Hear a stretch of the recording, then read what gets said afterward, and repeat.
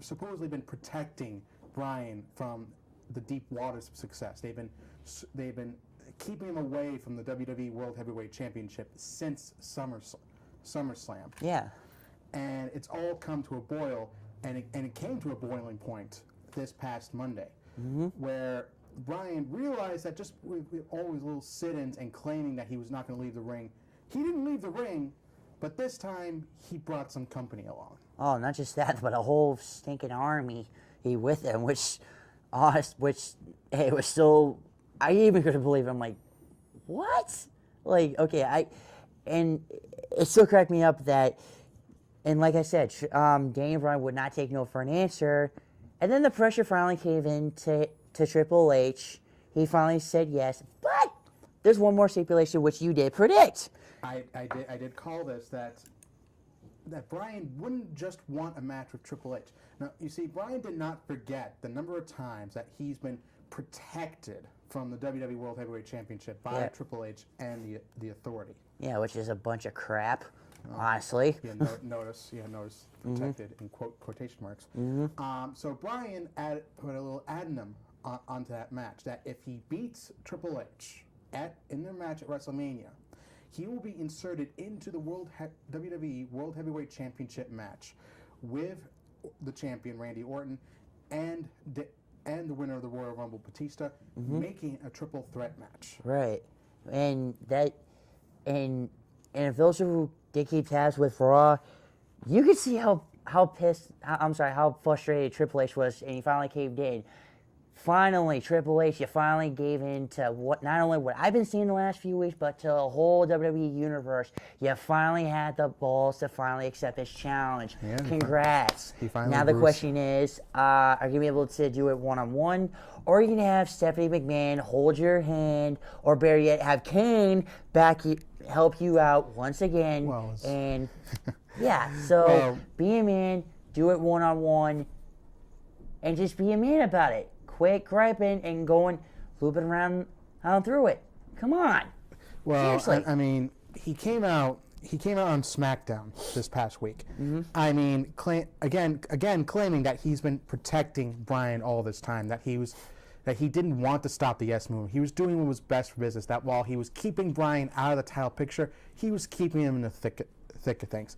The bottom line is he's been screwing Bryan at every turn. It doesn't matter what sort of spin you put on it. It doesn't matter if Shawn Michaels technically was the one to super kick him in Hell in a Cell last year. It doesn't matter if it was a fast count by a referee. Right. Some way, somehow, everything is traced back to Triple H and the Authority. And despite all the internal investigations that they've taken upon themselves. Yeah, which they never did. Well, no, they did. It just 9 times out of 10, it would always come out the Authority smelling like roses, and that one time when it really didn't, they would just stick the Shield or the Wyatts or whoever they could find on these superstars until they went away. Right.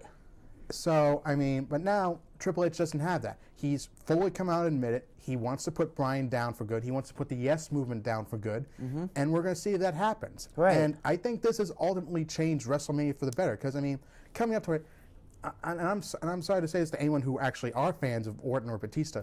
Did anyone actually want to see Orton versus Batista at WrestleMania 30? No. Because you had Orton, who's been like the cowardly heel, who's been protected for so long, and then you have Batista, who's pretty much been the no nonsense kind of heel. He doesn't care where he's booed. He's like the antithesis of John Cena. Yeah. He doesn't care where he's booed. Doesn't care whether he's cheered. He's just going to come back and make money. He's just going to come back and win championships because that's what he does. Because he's a man. Right. He's basically like an anti-John Cena almost. Right. He doesn't believe that any of these 190-pound fantasy people should be where he is right now. He doesn't believe that guys like Bryan or formerly CM Punk should be where he once was. But now he gets the chance to prove it. I mean, if Bryan wins and he gets into a triple threat match and Batista still comes out on top, he proves his point. Right. So, you know, ultimately Batista gets a chance to prove himself. He gets to prove that Bryan does not belong where he belongs. Bryan, if he wins, which we are hoping to God he does, finally gets what he he truly desired. He finally gets his WWE World Heavyweight Championship. It just comes to a resounding crescendo, if you will. It just his story finally reaches its climax. Exactly, and yeah, and like you said before, since Randy Orton has been the WWE World Heavyweight Champion, he's always had some kind of a backup way to get out of it. He's never won it fairly right down the middle. And every time that Bryan and him have gone one-on-one, guess what? He's won. Bryan has beat him again and again and again and again in tag team matches, in singles matches. I mean, he had him. Let's face facts. He had him dead to rights in the Elimination Chamber before Kane knocked his lights out. Yeah, and it still kind of baffles me. I mean, come on, man. I mean, I get it. Corporate Kane, you're a big sellout and whatnot, but did you really have to mess it up for all of us fans? I mean, even after when it was just down to Randy Orton and Daniel Bryan, and even after Daniel Bryan kicked out of that, we're open. They're finally going to do it. And then Kane comes in. So I mean, that's exactly the point. It's starting and stopping. We think Bryan's going to get his chance. We think Bryan's going to get a measure of revenge here or there. We think in the Elimination Chamber, after he kicks out of the RKO, oh my God, he may actually pull this off. Right. And suddenly here comes Kane, and suddenly we're all deflated again. We're thinking, oh, they're not going to do anything with Bryan coming to WrestleMania. But then you hear the absolute backlash that WrestleMania has been getting, the lack of build-up, the fact that, I mean, it's Orton versus Batista, two heels who could not seem like they could be a more awkward fit for a one-on-one match. Right. And if I may, right before we go into Superstar Profile, go ahead. a little bit of history lesson. This day in history, March 14th, back in 2004, 10 years ago, was WrestleMania 20, and the first ever triple threat match for a World Heavyweight Championship in the history of the WWE. Right. And again, who do we have that? We had two former friends who were part of one of the biggest factions in wrestling, Triple H and Shawn Michaels. And you had one of the greatest technical wrestlers of this day and age. I understand all his controversy outside. I understand, but I cannot deny, just like WWE can't, I can't deny the man's credentials within the realm of professional wrestling. Amen to that. Chris Benoit. Exactly. I mean, there are so many striking similarities between that match and this, and I'm curious to see if it ends up going down the same way. Now, that being said, we move into someone else who's also come up from the indie promotions, like Daniel Bryan, like CM Punk, who has made a marquee name for himself in WWE, particularly in the last year. Yep. And that is one Antonio Cesaro.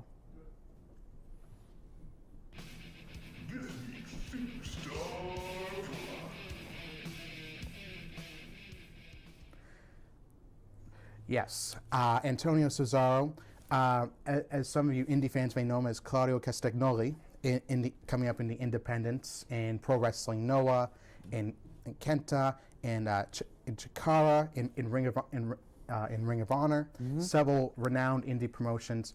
But really, as with Bryan, as with Punk, Cesaro has really made his mark in the WWE in the last few years. A former United States champion, one of the longest reigning in recent, if I'm not mistaken, in recent memory. Part of the Real Americans tag team, managed by Zeb Coulter, alongside the Real American Jack Swagger.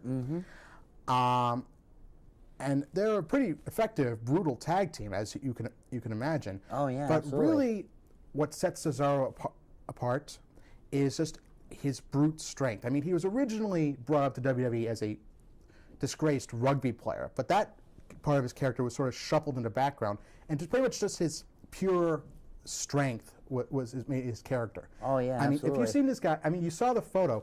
He doesn't look as defined as, say, a John Cena or a Randy Orton, but I mean, if you look up Antonio Cesaro, one of the first things you're going to see is videos of him showing off his immense strength. You can see him lifting up men like 300, 400 pounds heavy. Right. Guys like Brodus Clay, like the great Khali. Titus O'Neil. Like Titus O'Neil for uppercuts, for one of his signature moves, the giant swing, a move which we haven't seen in professional wrestling in years. I know. I mean, and also not to mention though too, this guy is like, mind you though that the swing usually it's like maybe like 1 or 2, 3, whatever, but this guy, no joke though, I believe it was at the Elimination Chamber. He did this over 20 times. 20 times. That even shocked me. I mean, holy moly! This wasn't just a regular guy he was swinging. This was John Cena, and John Cena is a pretty well set guy himself, 240 pounds. So you have someone like Cesaro swinging around 20 times, and it's just a sight to see. Yeah, and not to mention their one-on-one match on Raw a few weeks ago. He deadlifted superplexed John Cena. Normally a superplex is done from the top turnbuckle in one of the corners of the ring. Right. From the ring apron, where the mat and the ring curtain meet. From the ring apron, he deadlifted superplexed John Cena into the ring. It was an unbelievable sight. You couldn't believe this. I couldn't believe this. My jaw dropped. And so, while Cesaro has been an integral part of the Real Americans, as like I said, as one of the more effective tag teams this past year. Yep. In his one-on-one matches with John Cena, with the WWE World Heavyweight Championship champion Randy Orton, we have seen a remarkable individual. Right. Who's, I mean, he's called the Swiss Superman for a reason. The guy just tosses. He gut wrenches them. He suplexes them. He lifts them up for uppercuts. The uppercut he can deliver from anywhere. Pretty much. I think he is definitely a future main eventer. He's going to be.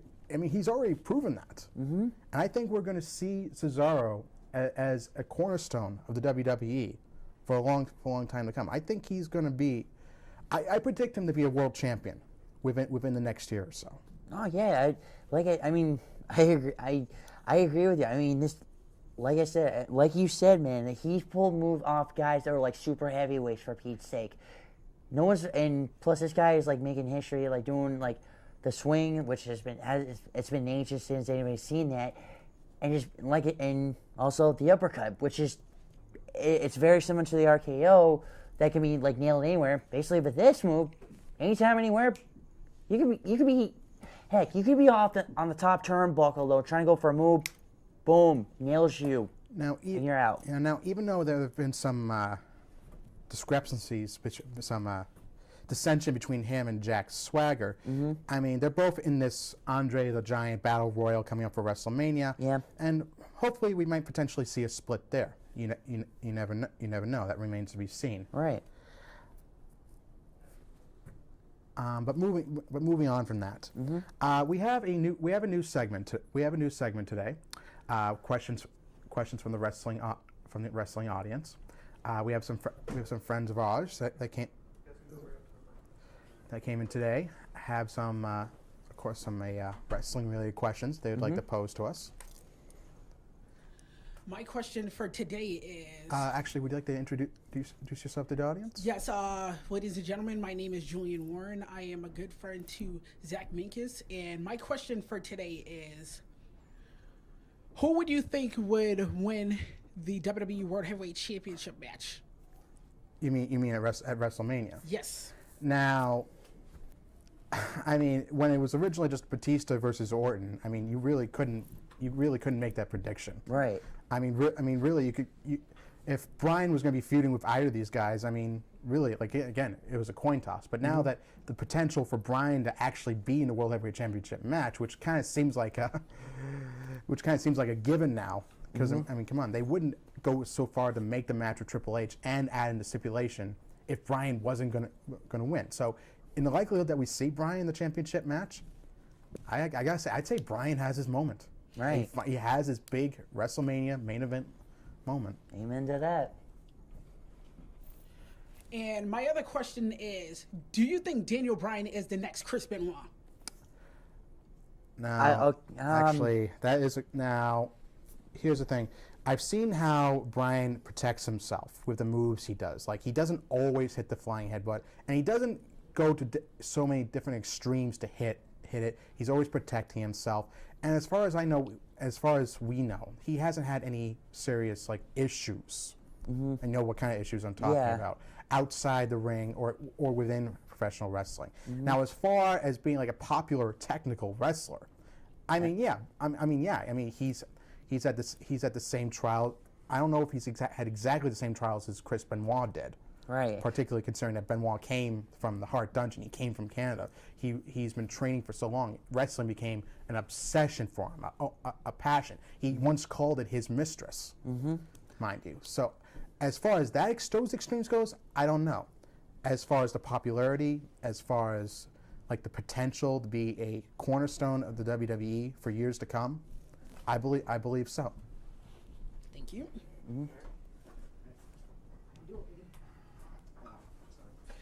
Hi, my name's Rory Dre. I am a diehard ECW fanatic.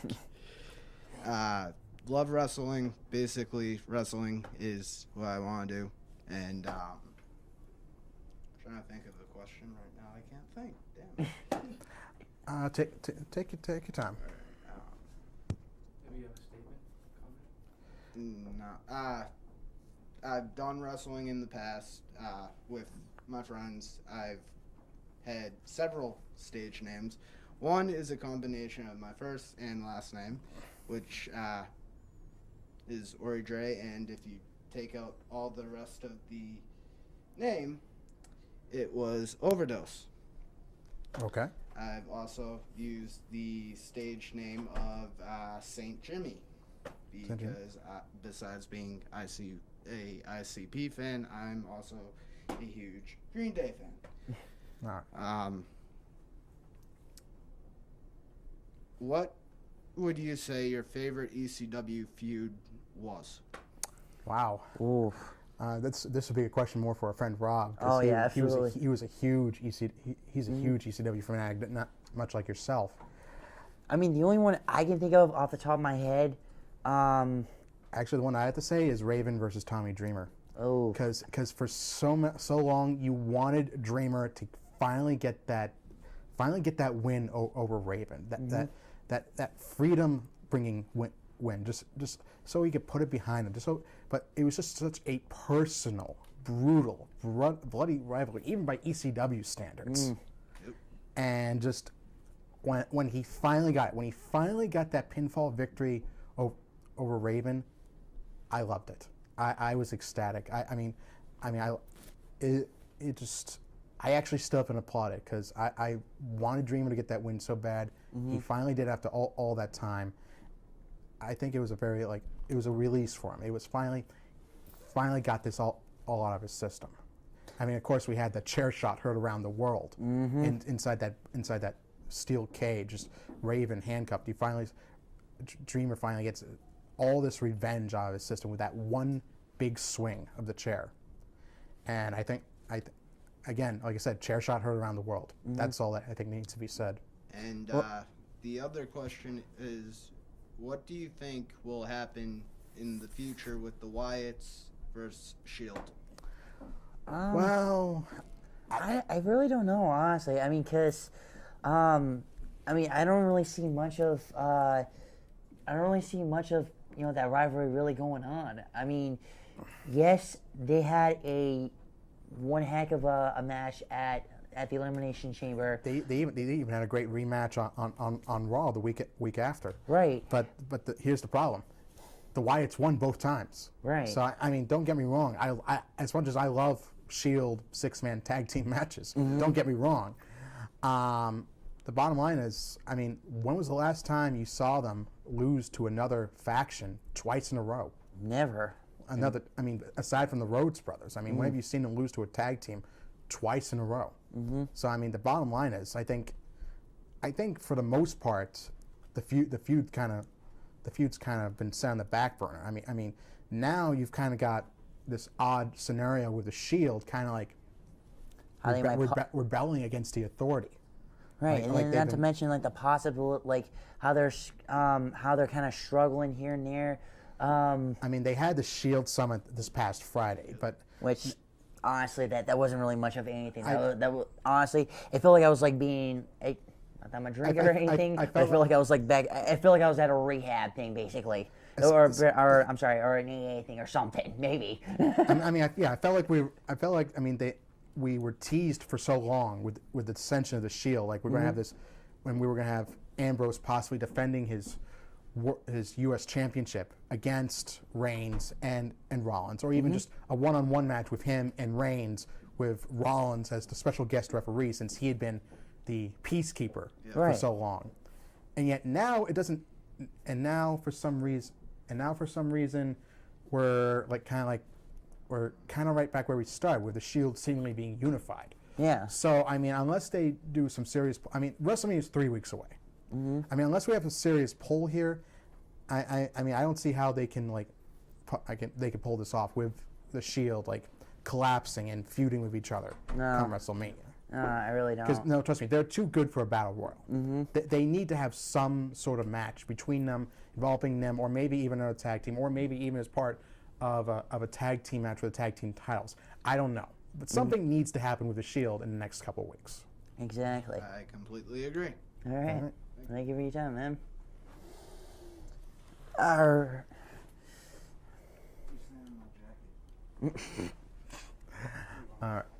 right. All right. So speaking of which, Zach, do you feel like that? What wrestler do you think needs to just put up or shut up? What wrestler do you think needs to make themselves known to be on the big stage for WrestleMania? Ooh, that's. You look at all the I think it probably anything, and this if anything, and I know I'm going back to the triple threat for the WWE World Heavyweight Championship, but honestly, I really do believe Randy Orton should, because okay, yes, you have a guy who's a multi-time WWE and World Heavyweight Champion, but yet he always finds some kind of way to loop around things, and he can't do anything worth the help.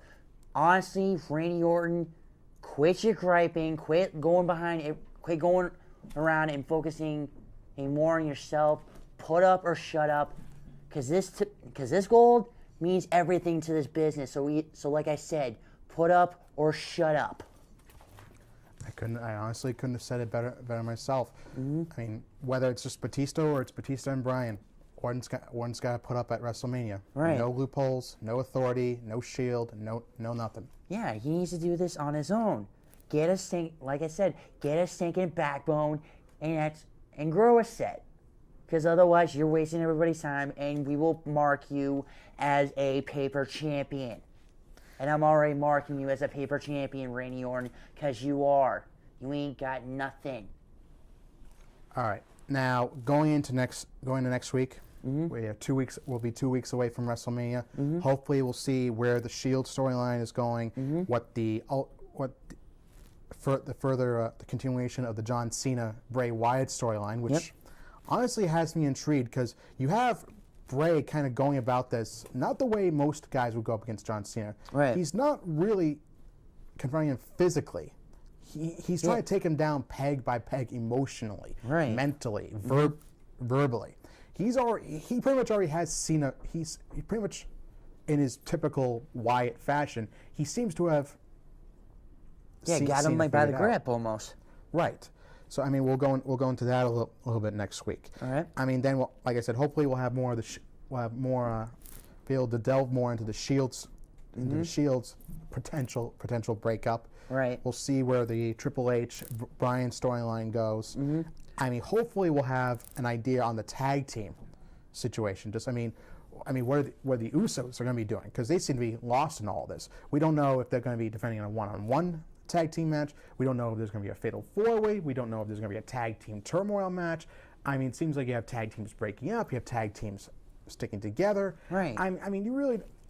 We once had a burgeoning tag team division, which now seems to kind of be in flux, because now, even though you have young guns as the champions in the Usos, right. You still have the new age, you still have the part-timers, the new age outlaws. Yep. You I mean, you have the Real Americans. You have Cody Rhodes and Goldust. You have potentially Rowan and Harper of the Wyatt family. Not to mention Ryback. Ryback and Curtis Axel.